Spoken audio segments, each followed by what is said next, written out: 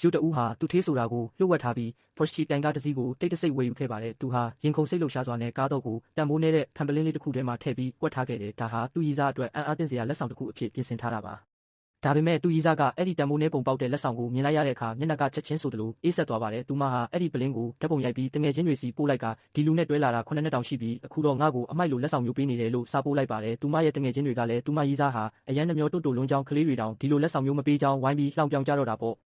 အဲ့ဒီအမျိုးသမီးဟာအရန်ကိုဒေါသထွက်နေပေမဲ့ရှစ်ကတော့သူ့ရည်စားရဲ့စိတ်အခြေအနေကိုတတိမထားမိပဲရှေ့ကကုန်တင်ကားတစ်စီးကိုတောင်အမိလိုက်ဖို့အရှိန်မြင့်မောင်းနေပါတယ်။အဲ့ဒီကုန်တင်ကားပေါ်မှာတော့သူမအတွက်သူပေးမဲ့တကယ်လက်ဆောင်ဖြစ်တဲ့ဘော်ရှိပြိုင်ကားတစ်စီးပါလာတာပါ။အဲ့ဒီအချိန်မှာအမျိုးသမီးကလည်းကားကိုမြင်သွားပါတယ်။သူမဟာအဲ့ဒီကားကိုအရန်ပိုင်ဆိုင်ချင်နေခဲ့တာပါ။ဘာလို့လဲဆိုတော့အခုသူမလက်ထဲမှာရထားတဲ့လက်ဆောင်ကသူများတွေကိုကြွားဖို့တောင်မတန်လို့ပါပဲ။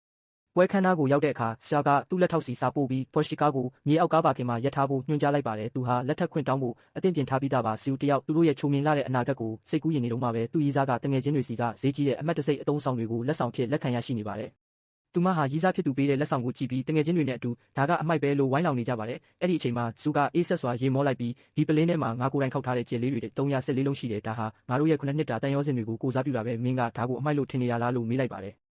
အမျိုးသမီးကလည်းချက်ချင်းပဲခေါင်းညှင်းဝင်ခံလိုက်ပါတယ်။သူမကပလင်းကိုကောက်ကင်လိုက်ပြီးရှင်ပေးတဲ့အချစ်ကတန်ဖိုးမရှိလုံးဘူးလို့လောင်ပြောင်ကကြမ်းပြင်ပေါ်ကိုပြစ်ပေါက်ခွဲလိုက်ပါတယ်။ဖန်ပလင်းကွဲသွားတဲ့ခဏမှာပဲပလင်းထဲကနေဘော်ရှိပြိုင်ကားရဲ့တော်လေးထွက်ပေါ်လာပါတော့တယ်။